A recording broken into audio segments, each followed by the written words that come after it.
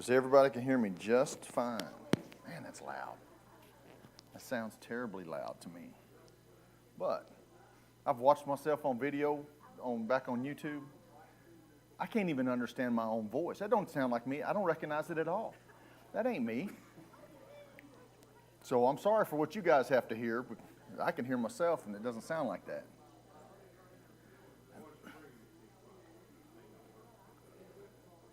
That's when I learned what a strong southern accent I had. When you hear yourself, I'm like, who is that? Every once in a while, I'll look in the mirror and see my brother. So, yeah.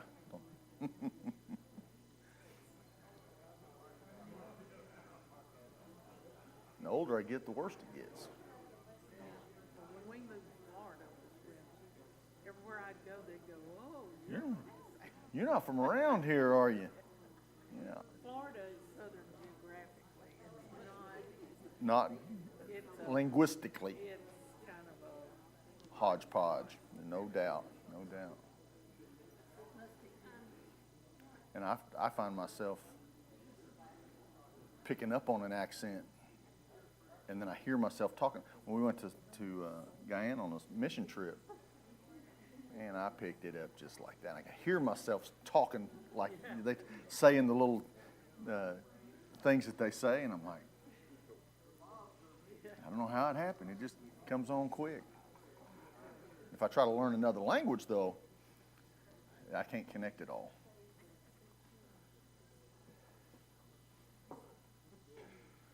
You didn't get to wear those cool glasses with the wraparound?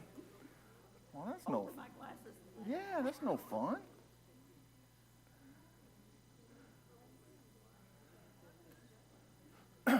Bob, I know you ain't been here in a while, but we start at 9:30.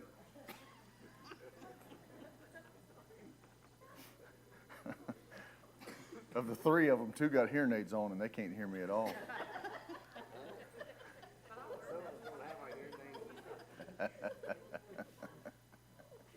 So we send his wife after him. She's going to corral them all in.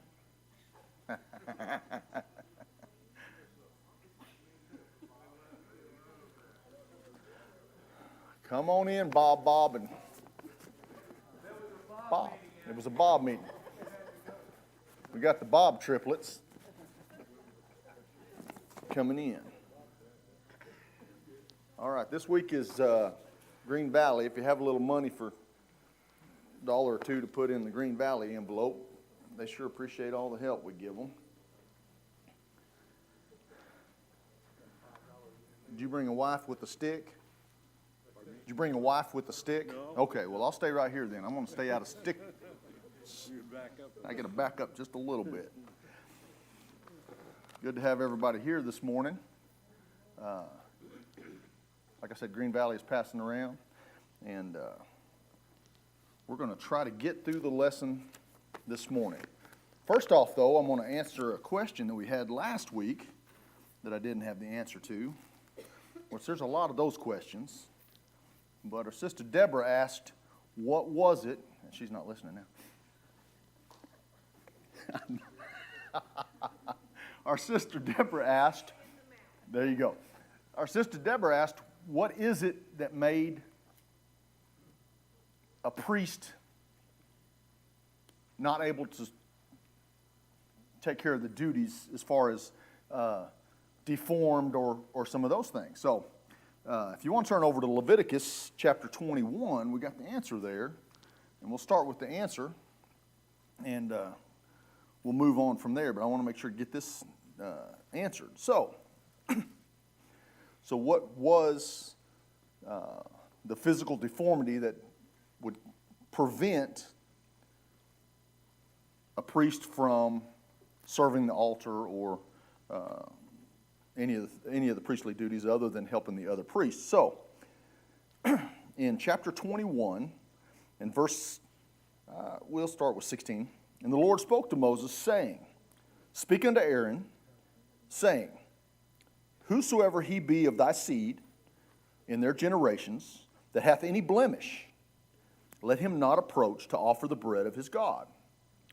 For whatsoever man he be that hath a blemish, he shall not approach. A blind man, or a lame, or he that hath a flat nose, or anything superfluous, or a man that is broken-footed, or broken-handed, or crooked-backed, or a dwarf, or that hath a blemish in his eye, or be scurvy, or scabbed, or hath his stones broken. No man that hath a blemish in the seed of Aaron, the priest, shall come nigh to offer the offerings of the Lord made by fire. For he has a blemish, he shall not come nigh to offer the bread of his God. Now he can eat of the bread of his God, both the most holy and of the holy, but he shall not go in unto the veil or come nigh unto the altar. So, we have the answer. Now, you'll notice that that's really coincides with the same blemish that the offerings could not have. Okay, and so when we had when we talk about the sacrifice being unblemished, those are also the things that God required that not be present in the offerings at the altar, unless it was a free will offering, and that those things all change. So there's lots of those things. But so there you go. I actually answered a question. Can you imagine? So last week we finished up with this sentence. For the ancient Israelites, every person, object, place, and period of time could be located somewhere on the spectrum between holiness, and in the middle cleanness, and uncleanness. So now we're going to define, within the context of Leviticus at least, what is holiness and what is uncleanness. And we're going to try to get to the New Testament today, but without a definition of what we're talking about, it really doesn't make, we can't draw upon it, you know. If we don't know what a priest is, and Christ calls us to be priests, what are we going to compare that to? How are we going to define what that is without knowing what it was? And so that's one of the purposes of this lesson. So now we're going to define holiness as it relates to Leviticus. And one of the first things we need to know is that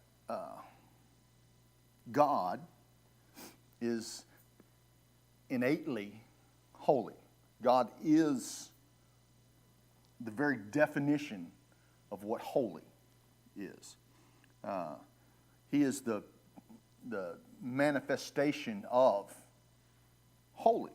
So now, also we need to know that holiness emanates from God. Okay, we can't in and of ourselves be holy. Nothing, as far as a day, can in and of itself be holy, and nothing that we make or grow or have can be in and of itself holy, because holiness emanates from God. He's the sole source of holiness.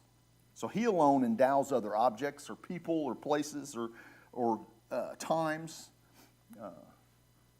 with their holiness. Okay? And when we get to the New Testament, we're going to appreciate that a whole lot more than we do thinking about the temple implements and the altars and such. So one of the other things I found during the study is, we talked about the levels of uncleanness as related to the sacrifices, okay, and the times related to the sacrifices. But there's this author that wrote a book, Cult and Conscience,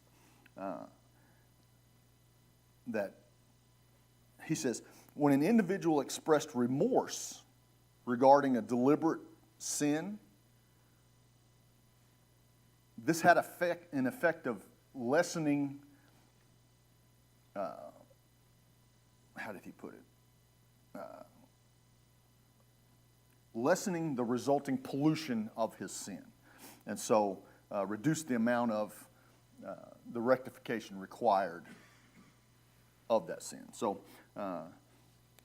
that plays a lot in the New Testament study that we'll get to, because we know that repentance and remorse and those things are required of us when in relationship to sin and the things we've done or said. So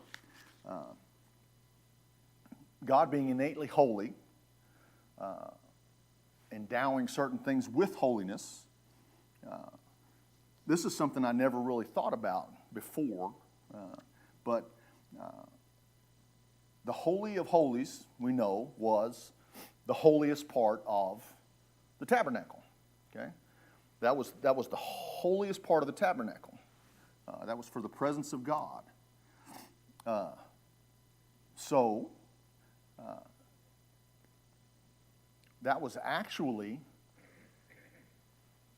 the holiest place on earth. Think about it. That one place was the holiest place on earth.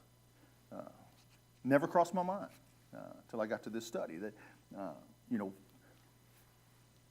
I watched the movies, and I've watched the movie in my mind as I've studied. I have a picture of the most holy place, and I even have in my mind I have a picture of what it even sounds like. I don't know if I've talked to people that don't have that, and Larry and I've had this discussion before, that there are people that can't visualize something. Larry's a cabinet maker. He can walk in and he can see the cabinets on the wall when there's just a bare wall. He can see how it fits and how it goes and all those things.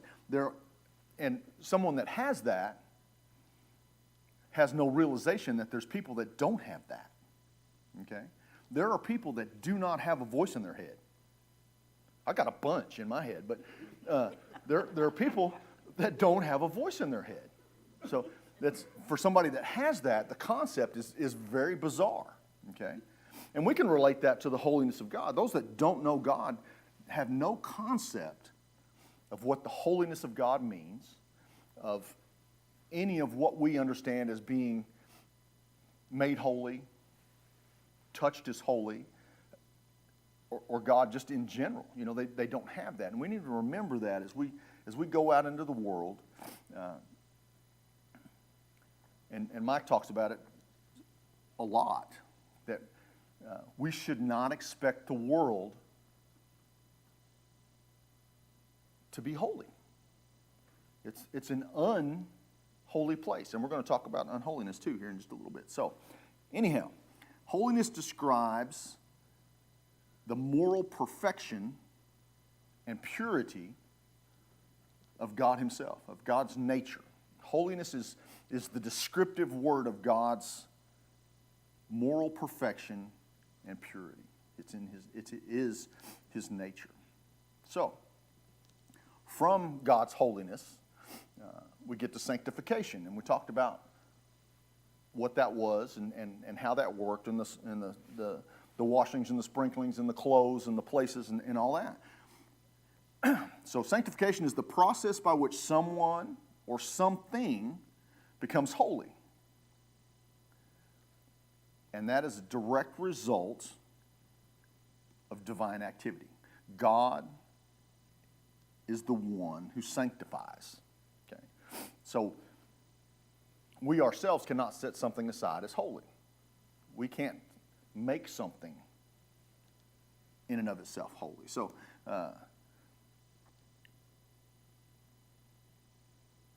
it's the Lord, and the scriptures say in Leviticus also, I am the Lord who makes you holy.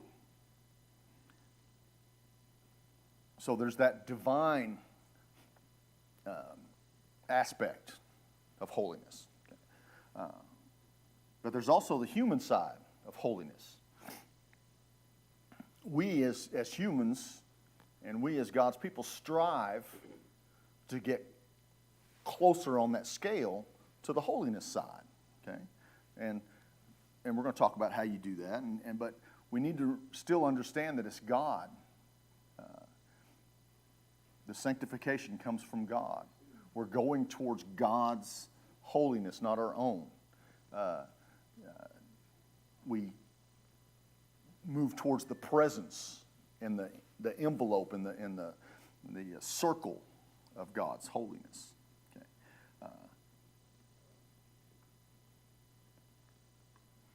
And there's a lot in Leviticus that talks about the priests, the work they had to do and the things they had to avoid to stay holy. Okay? It's the same thing with us today. There are things that keep us from God. There are people that keep us from God. There are places that keep us from God. There are situations that keep us from God. The sphere of the world keeps us from God because holiness and unholiness, they can't coexist. You can't be holy and unholy. So they can't coexist. So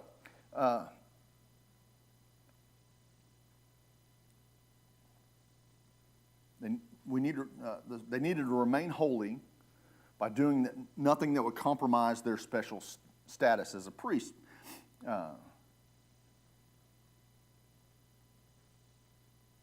Even days. We know that God had sanctified the Sabbath as a holy day, and the priests were not allowed to work on the holy day. So even the Israelites commanded, refrain from all work on that day because God is holy.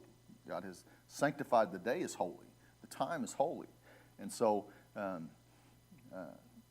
I don't know that we have a mindset of holy. You know, we kind of have a mindset of good and bad. We like to scale good and bad, lawful and unlawful, and those kind of things. But I don't think we as a church, as a people, as a nation, as a world, focus or have a mindset of holiness. And back on the Sabbath, they weren't even allowed to go pick up manna. They were supposed to pick up enough on Friday to last both absolutely. days, because if they did, it just rot. It just rot. And we can apply human nature to that, and see how that would have been something that somebody might have thought was a good idea, But what if? There's a lot of people in the world that are what if. But what if the manna doesn't fall tomorrow? Then what? Okay? And that takes away from the faith in God's promises. Okay? We do the same thing today. And so we're told not to worry about tomorrow. And we do. We're told not to think about the things of this world that have any effect on our lives, really. And we do, because we're told that we're just a vapor, but we're a long-term vapor for some reason in our minds. We put everything on a scale. And so, I've said it a lot. In 100 years, nobody will care, what I did today. And so we have that level of holiness. Now, on another level of holiness, related to the people's moral behavior. Okay, we don't think about that a lot when we talk about the Israelites and God's people.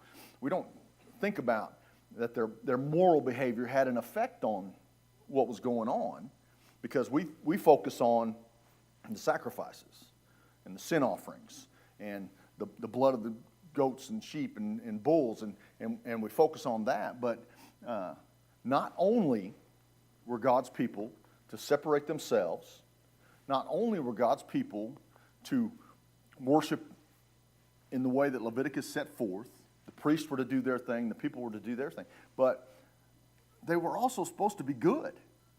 Okay? They were commanded to be good, moral, and separate from what the world acted like. Sounds familiar. That's the way we're supposed to be. We're supposed to be good. We're supposed to be moral. We're supposed to be separated from the things of the world that affect holiness. Okay? So, there's a long list of commands governing personal behaviors, things you're not supposed to do. And so, a lot of it is just like the Ten Commandments. Okay? And then we know that Christ boiled all that down into two. Okay? Because if you think about all of the things that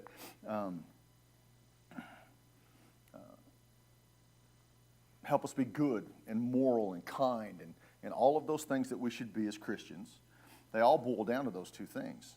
If we love God and we love our neighbor, we're not going to steal, we're not going to hate, we're not going to covet, we're not going all of those things that the Ten Commandments reveal to us, we're not going to do any of those things if we love God and love our neighbor. So it's interesting to me that all of this stuff that we've been talking about, all of the holiness and the impurities and the sacrifices and the temples and the all of that stuff boils down to love God and love your neighbor as yourself. Man, the Bible would be short if that's all we had, wouldn't it? And it basically boils down to that. Now, it tells us how to do that. And that's an important thing, because knowing and doing is is a lot different. Knowing and doing is a lot different. I told my kids all the time. I told them all the time. Just because I make it look easy does not mean it's easy. Okay? Just because somebody makes something look easy does not mean it's easy. So you can't just decide to do something and then be good at it. Okay? And that goes right along with the life we live here. So to live holy, to be holy, we need to live in a way that reflects the moral perfection of God. This is a life marked with love, purity, righteousness. Those are the three foundations of perfect behavior. Okay? Love, purity, and righteousness. And we talked about that the aspects of the priests that could not serve were also just like the animals that couldn't be sacrificed. So now, that was holiness. Now, with holiness, not only do we have to know what it is, where it emanates from, how it gets to us, we also need to know what it's not. Because we live in a world of justification, and we get to make our own definitions. That's the country we live in. We can define whatever we want, however we want, and we live in a time now that you're not allowed to argue with me about what my definition is. You're not allowed to. We're not allowed to have we live in a time where there is no discussion. We're not allowed to argue about it. You're not allowed to disagree with me, because that's my definition, and I'm the one that's allowed to define whatever it may be. It doesn't matter. You can pick anything. I can define it any way I want, and you have to agree with me, or at least not disagree with me. You're not allowed to disagree with me. I don't know that you have to agree with me, but we can't be friends if you don't. You're not allowed to tell you you're wrong. Absolutely. And so I got off on a tangent for some reason. But simple terms, uncleanness is the opposite of holiness. Uncleanness refers to everything and represents everything and is everything that's less than godlike. So,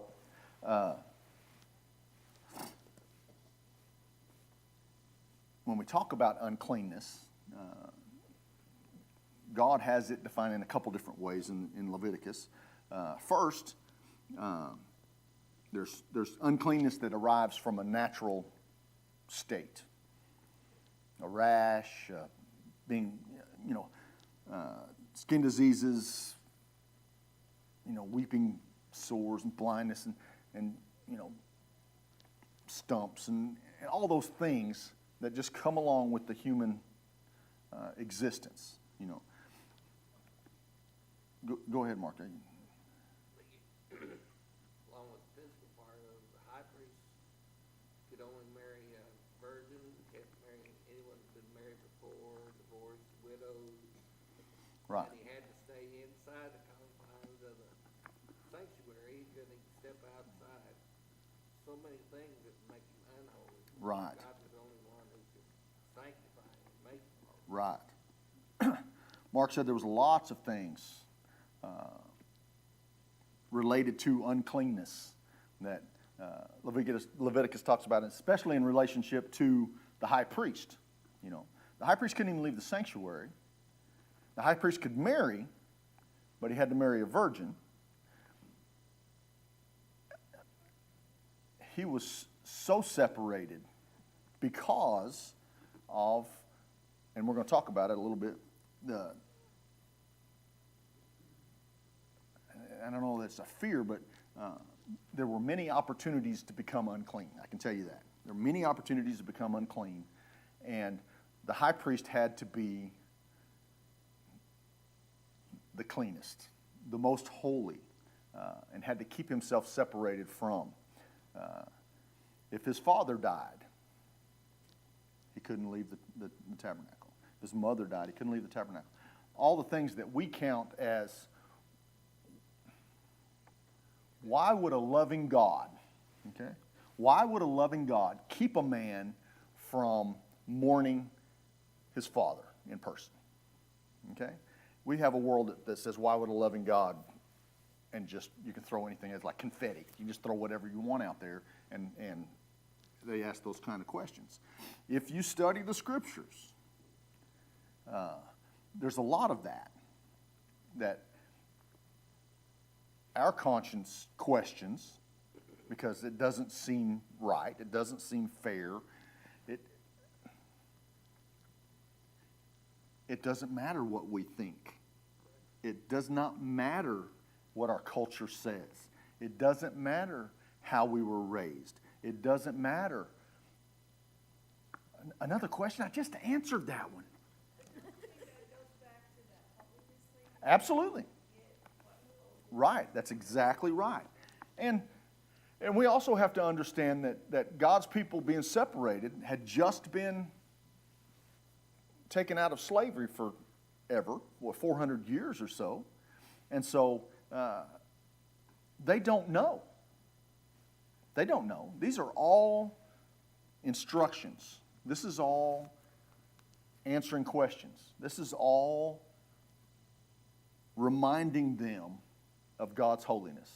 So his wife had to visit him at the site? It never talks about that. It doesn't make any sense because she wouldn't. Yeah, she wouldn't be allowed in there. And so I thought the same thing. I said, well, you can make all those rules about whether she was a harlot or whether she was, married before or whether she was all these things. How could that matter? Because she can't go see him. Now, that brings apart another question. Where are all the priests coming from if their wives can't see them? Okay? They got to come from somewhere. And so there's another question. Okay? Right. He did.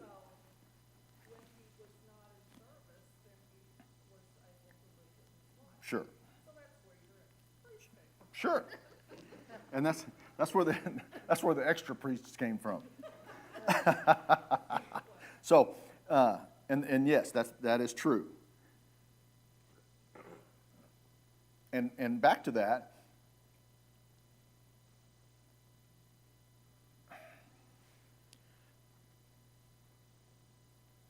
he really could not marry. The high priest really just could not logistically marry, because he would have to be in the presence of his wife to marry, which that's not going to happen.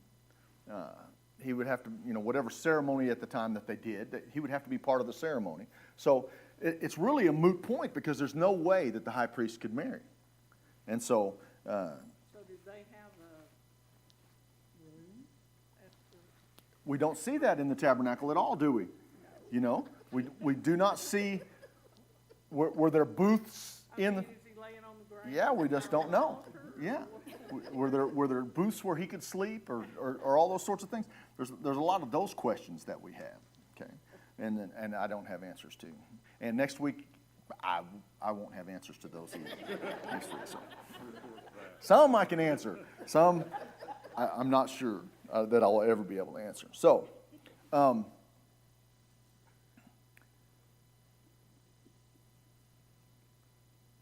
so the first is consequences of being human being, and if you read through there, they're all linked to death in some way, which that's the human experience. Okay, is appointed man wants to die, so we need to understand that death is going to be part of life. Only by becoming holy can a human being escape the domain of death. Okay. And we're just going to leave it at that. Okay. Well, when the priest, when he did off, when he burned the offering, he had to be dressed in certain clothes. And when he took the ashes, he took them out, he had to have other clothes on. Right. When you read through there, it's just amazing. If you stand back and look at the big picture, you can understand. You can understand why this had to be a certain way and why they had to do a certain thing. And at the risk of, and we're going to talk about being uncleanness, but at the risk of distancing themselves from God's holiness. Okay, they were focused on being as close to God as they could, and we know where God's presence was in the temple, in the most holy of holies, and so the uncleanness took you away from that. Holiness brought you closer, and we're going to talk about that as far as the New Testament's concerned. In their time, though, they wouldn't have all these questions that we have. Right. But if they were to write everything That's down, exactly we right. could understand what was going on Yeah. then. And this is provided, for our learning, and part of learning is asking questions. That's just part of it. We ask questions, we wonder. Some things will never be answered. Go ahead. One of the things that, one difficulty that we have, that they didn't, is there's a lot of writings that have been hidden, taken away from us. At the time when the Bible was codified, they had all these other writings at their disposal that they had to select from to codify the scriptures that we have today. Right. And in that process, error crept in over the years. And there were copying errors, stuff like that. Even though they made diligent efforts. In other words, one guy would copy, one scribe would copy it, he'd hand it to another scribe who would proofread it, looking for errors. And I think they did this several times, just in one translation. Right. And also, what we have is obviously not everything that was written. Okay? What we have is what we need. Okay? My salvation does not depend on where the high priest slept. Okay? That's information that we like to have, but Did he have a bathroom? right. There's a lot, where did he go to the bathroom? All of those, we have those things are, okay, you guys are going to wear me out, ain't you? All those things are unnecessary for us. Absolutely. They are questions, and But it would have been necessary for him. absolutely. He knew where those necessities came from and how it affected his his You'd have holiness. to be really dedicated. Absolutely. That's exactly right. They also had employee handbook. Yeah. They just consult the HR department. That's what they would do. If they had any questions, they just consult the HR department. Go ahead. You have one more. I was just gonna say that all these details that y'all are talking about is a further,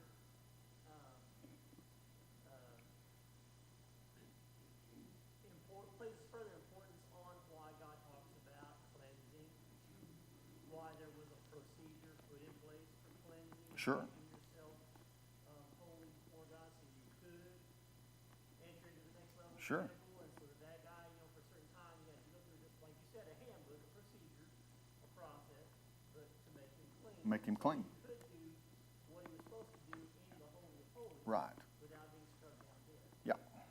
And go ahead. It did make us glad because we don't have to deal with all this. Absolutely.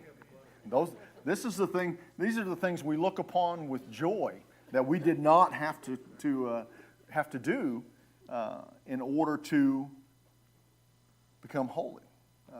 And we're going to talk. If I get to it, we're going to talk about it. We're going to talk about it. So that was the first one. The natural consequences of just being human. The second one, as far as uncleanness, a form of uncleanness, is the things that we have the power to control. Okay, and there could be a lot of questions about that too. But individuals, by their actions, transgress the boundaries established by God. Okay.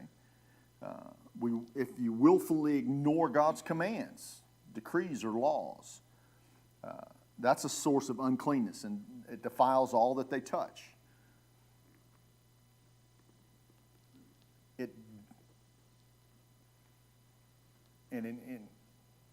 Uncleanness kept them from God. Okay, just like sin keeps us from God, and so. Those are the kind of things we learn, so we have something to compare to, that we have some point to grow from, and some understanding as we like we talked about as we go into the New Testament and talks about being a priest. Well, what does that mean? Talk about being a sacrifice. What does that mean? Talk about being holy. What does that mean? And we have these things written in the Old Testament to help us define those things. So there's two important things regarding the relationship between holiness and uncleanness. Now, they're totally incompatible. We talked about that. They can't exist. It's impossible for anyone or anything to be holy and unclean at the same time.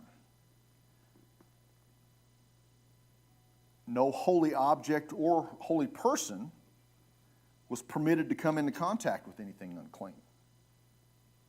The incompatibility between holiness and uncleanness accounts for all of these things we've been told, all these regulations and washings and time frames and places and days and things. It accounts for all of those things that you find as far as the regulations in Leviticus, and it explains that complex explanation of God's people, being God's people, staying God's people, and separating themselves as God's people. And so those are the things we learn in the New Testament, and this is what we're shadowing. So it explains the necessity of the complex sacrificial system, because those who were by nature unclean those things, those actions, enabled them to become clean, okay? Become pure and holy. It was impossible for the Israelites to live in close contact with God without the sacrifices, okay? And as we get into the New Testament, we'll understand the perfect sacrifice, and we'll understand the perfect high priest, and we'll understand the blood and all those things, but it was impossible for the Israelites to come in close contact with God. Secondly, both holiness and uncleanness shift back and forth on that line, on that line between holiness and uncleanness, and because of that, there are certain situations, and we talk about in the Old Testament, that you can, just by contact, make something unclean, okay? You could transmit either holiness by the washings and that kind of thing, or uncleanness by touching the dead body or carrying something to other objects or places. So,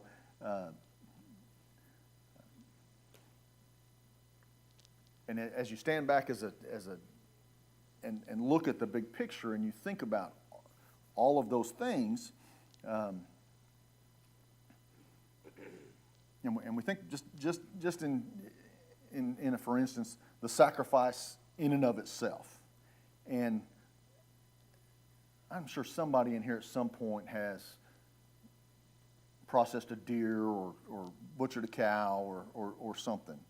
And just the mess that's associated with that process, okay? Even in a perfectly clean environment, in a butcher shop even. Has anybody ever been in a butcher shop? There's no way they can get rid of that smell. Everybody knows what a butcher shop smells like, right?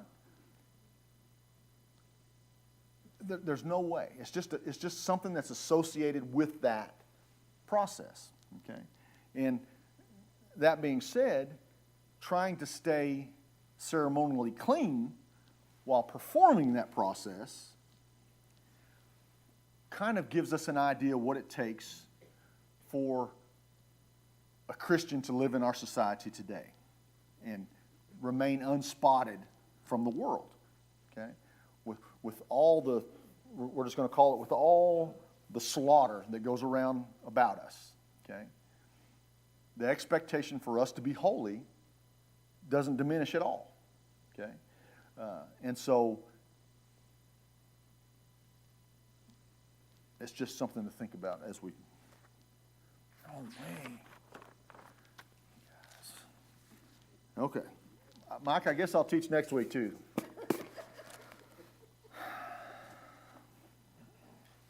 I know, I bring it upon myself. I do. I just bring it upon myself, okay? So, and we talk about this danger is greatest for the priests as far as coming in contact or being with someone that's somehow can make you unclean. And I have one more question before or not question, but in one more statement. You know, we talked about last week whether a woman on her cycle, wherever she sat, would make that unclean, okay? And if you sat on it, it would make you unclean. So we have to assume that you could be unknowingly unclean. That's a fair statement, right? If you sat somewhere that you didn't know that a woman had sat, or they had laid something down on that particular place, and so was that the second bill?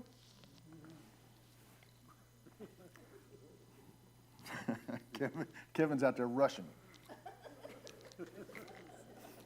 Like, I don't do sign language. I don't know what that means. And so, okay. The dynamic nature of holiness and uncleanness kind of explains, I'm not going to call it a hatred, but the antagonism between the Israelites and all of the other foreign nations, okay? Because they had to separate themselves in order to be clean, in order to be holy. And so, due to their uncleanness, they were obviously a threat to Israel's holiness, okay? And so, it wasn't just because they hated people because they were Canaanites, just because their mom was a Canaanite and they're a Canaanite, and we just don't like you because you're a Canaanite. There was a specific reason for that animosity and that antagonism, and that's another reason why God said, get rid of, when they come into the promised land, wipe them out completely, okay? Wipe them out completely.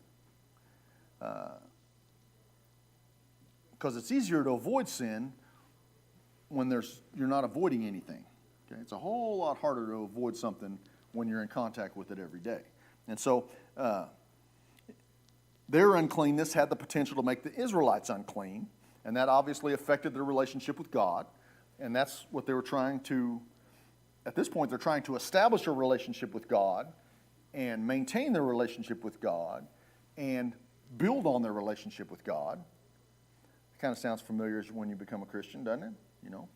And so any form of compromise was going to pollute the Israelites. And if it polluted the Israelites, it polluted God's sanctuary, and it polluted the nation. And in order for the nation to be holy, holy and uncleanness do not coexist. They had to separate themselves. And sometimes it seems harsh and cruel. It's just that's what God had it to do. I actually got to, and if you can imagine this, I got to the conclusion. But I've still got 3 more pages. So next week we'll start with the conclusion. Thanks so much for your time and your comments and your questions.